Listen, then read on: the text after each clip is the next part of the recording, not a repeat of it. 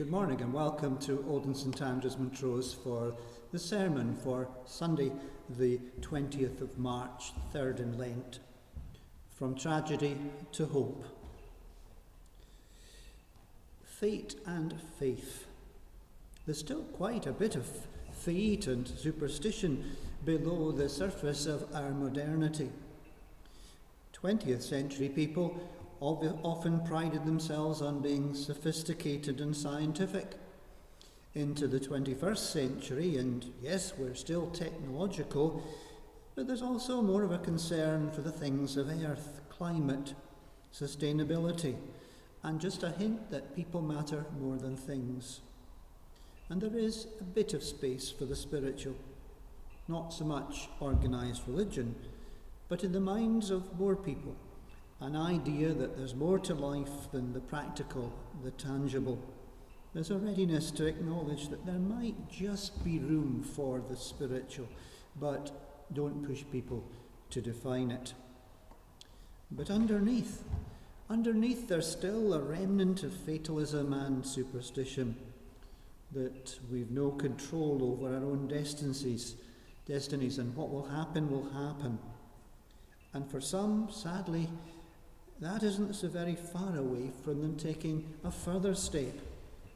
So if it's all determined, why then should I bother too much about how I live and what I do?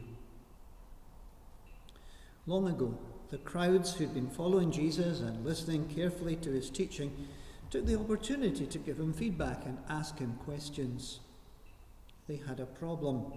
Well, more than a problem, a tragedy and a problem. It appears that Pilate had ordered the murder of a number of Galileans who had been offering sacrifices. The question appears to have been, were these people somehow worse sinners and deserved more severe punishment? Our question today might be, why did God allow such an evil act to be perpetrated on people who were minding their own business and actually engaged in worship? Why would God allow that? And update it to 2022, and many will be asking, why would God allow President Putin and his military powers to invade Ukraine and seek to impose his ways on a peaceful people through force? I prepared this in advance, so you might need to update what has happened. Where is it all going to lead? When and how is justice to be served? What happens in the meantime to those who are suffering? No, the Galileans did not die because they were especially sinful, and the Ukrainians weren't either. Hard though it is to understand, God does give space to humanity to choose to live for good or ill. Each individual, including those of us here, exercises our right to choose to live as we determine. Yes, it's constrained to some extent by our conscience and our belief in God and our love for Jesus, and hopefully for our neighbour too, but we won't always get it right. To put it bluntly, sometimes we are in need of forgiveness. But God is a God of love, patience, forbearance, and forgiveness. He doesn't zap us as soon as we step out of line. But he does mourn our failings, and he longs for us to be restored. As we know, though, there are consequences for our relationships with others when we fail to live as God intends, and it also impacts upon our relationship with God. In short, we're not as God intended, and nor is the world in which we live. But he still loves us and it. Take it up a level. And all these things have so much more of an impact when it's the authorities, the state, those who hold the lives of millions of people in their hands, when they depart from God's standards, when they fail to live as God intends, when there's little or no constraint to their actions, when they believe that they're accountable only to themselves, then the scope for dire consequences multiplies. Excuse me. Perhaps that's why there's so much in the New Testament about encouraging us to pray for those in authority. What's been happening these past few weeks has been tragic. But as well as the deaths and destruction, and these will have been palpable and devastating for all the families involved, any kind of sense in which the peoples of the world were pulling together to improve things, to build a better world, has been shattered. Trust, such as there was, is now in smithereens. There's been an uprising of shock, horror, revulsion around the world that has gelled a response against the unprovoked and unjustifiable attacks. Yet the peace of the world is as far distant a possibility as it's been for a very long time. And you may well ask, where is God in all this?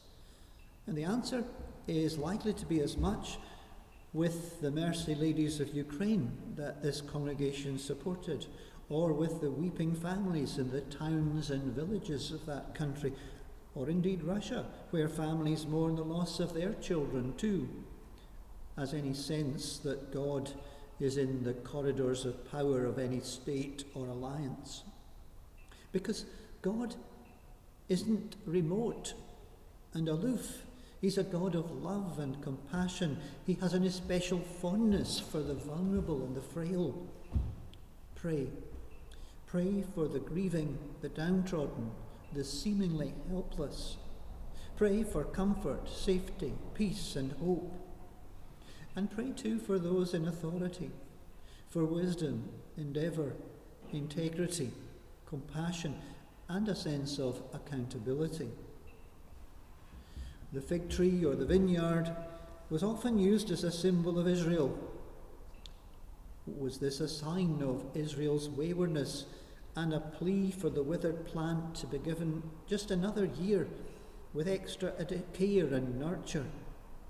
A sign of hope that there was still a chance that she might be restored. Tragedy to hope. Even as I prepare this, we have seen recently more than we would ever have wished to see of tragedy and devastation, and from my vantage point, it seems that worse is to come. It's so tempting to despair, to give up hope that there can be any positives for the foreseeable future. But you know, that would be the supreme tragedy, to deprive humanity of hope. That can't be allowed to happen. For as in Lent, there's more awareness of sin, darkness, the cost of discipleship, and ultimately the cross. But Lent is but a precursor to the hope of salvation, the glory of the resurrection, the advent of new life in the presence and power of the Redeemer. Jesus does not rebuild the broken down walls of blown up buildings, nor does he return alive bodies to their grieving families. But he does promise to be with them and us always in their grievous loss, as well as in the times of rejoicing, in times past, and in the providence of God in times to come. The fig tree was in a bad way. The writing was on the wall for it. It was about to be dumped, disposed of, given up on. But it was given a reprieve.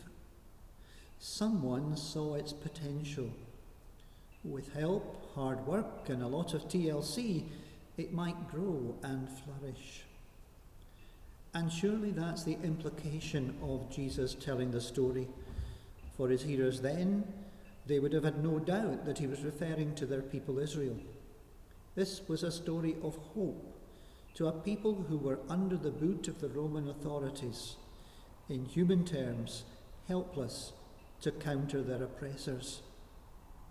Tragedy is all too apparent, And that is what is at the forefront in the reporting today, because that's what is tangible, the practical, and sadly the devastation that tends to be the content of the broadcasts. However, that is not the whole story, and there needs to be room for hope. Tragedy must not have the last word, or indeed that would be the supreme tragedy. In the 1970s, I remember there was a movement across many of the churches called There Is Hope. And the foundation of that was quite simply that Jesus is hope. As with all movements, it had its impact and its day, and then people found other ways to express and to live out their faith. But the principle remains, for it's fundamental to God's kingdom and his purposes. We're in Lent, essentially a time of preparation for Easter. We're on a journey. The journey to the cross, yes, but also to resurrection. It's tempting to wish to bypass the tough times in our lives, the difficult choices and experiences, but often that's simply not possible. What we can do, though, is even in the midst of tragedy, is to hold on to the promises and presence of God and to look forward to the days of hope that he assures us are his gift to us. For those whose lives are filled with such darkness that this is all but impossible for them, we need to support them with our prayers and encouragement, as we might crave the support, prayers and encouragement of others in our darkest days. Jesus took the road to Jerusalem with heavy heart, and as we saw last week, with real sorrow for the people of Jerusalem, as well as thoughts of his own suffering. But he journeyed to the city and to Calvary, knowing that he went with and for God. We can be sure that Jesus weeps with those who weep today. He loves them and he will not forsake them. And he wants them and us to know that out of tragedy there will come hope. Amidst the fighting and ruins, amid the worry and concern, not only in Ukraine, and let's face it, among the ordinary people of Russia, or at least some of them, but around the globe too, including ourselves and our neighbours, there is a timeless message that Jesus is alive. There is hope. Let's do all we can in prayers, in our representations, and in our practical support to demonstrate solidarity with those facing tragedy, whether at home or abroad. But let's make sure that our contribution includes the sometimes understated, even untold message of hope. The tragedy is all too apparent. Let the message of hope be told and lived out. May the Lord bless you.